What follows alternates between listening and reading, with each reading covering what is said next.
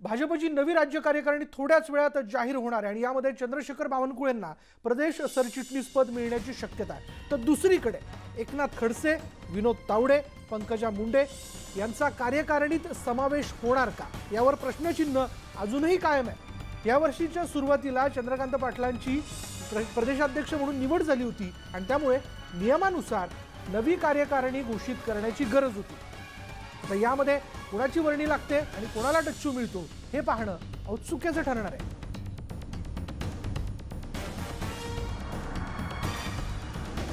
त्यामुळे भाजपमध्ये नाराज असणारी जी मंडळी आहेत, ज्यांना गेल्या विधानसभेच्या निवडणुकीत तिकीट देण्यात आलं नाही किंवा ज्यांना डावल अशी भावना त्यांच्या मनात निर्माण झाली, त्यांच्याबद्दल भाजप काय भूमिका घेत आहे, या कार्यकारिणीमध्ये त्यांना स्थान दिलं जातंय का हे जाणून घेणं फार महत्त्वाचं आहे। तरी तसे काय अंदाज व्यक्त केले जातात जाणून घेऊयात।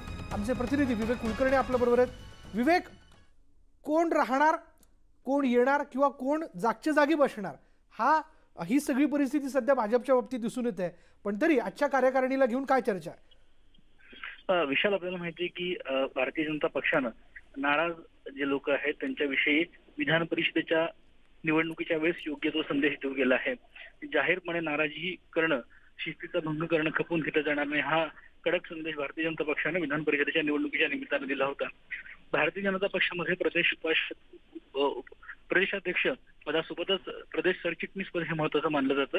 राज्याचे माजी ऊर्जा मंत्री चंद्रशेखर बावनकुळे यांची या पदी नेमणूक केली जाईल अशी आपल्याला माहिती मिळते आहे। त्यासोबतच आशिष शेलार, देवयानी फरांदे, सुजित सिंग ठाकूर यांच्यासारख्या नेत्यांवर देखील ती जबाबदारी दिली जाईल अशी आपल्याला माहिती मिळते आहे। विनोद तावडे यांना कदाचित केंद्रीय नेतृत्वाच्या ठिकाणी दिल्लीमध्ये काही विशेष जबाबदारी सोपवली जाईल अशी देखील चर्चा सुरू आहे। मात्र पंकजा मुंडे किंवा एकनाथ खडसे यांचा मात्र या कार्यकारिणीत समावेश नसेल अशी आपल्याला माहिती मिळते आहे।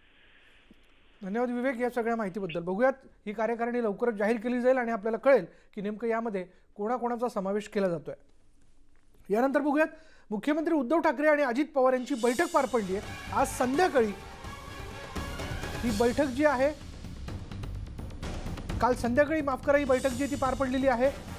जुलै अखेरपर्यंत लॉकडाऊन वाढवण्यात आलाय। राज्याच्या आर्थिक प्रश्नांवरती या बैठकीत चर्चा झाल्याचं कळतंय।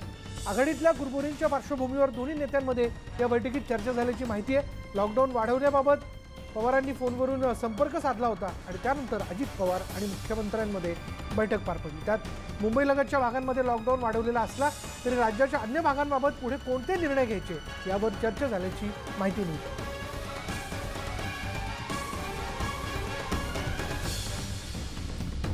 या बैठकीत 3 महत्त्वाच्या मुद्द्यांवरती चर्चा झाल्याचं कळतंय। एक, राज्यात वाढवण्यात आलेलं लॉकडाऊन।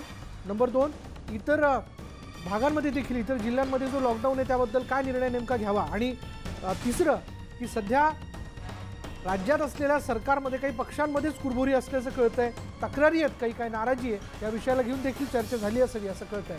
अधिक माहिती आपण जाणून घेणार आहोत। थोड्याच वेळात याबद्दलचा अपडेट आपल्यापर्यंत पोहोचेल।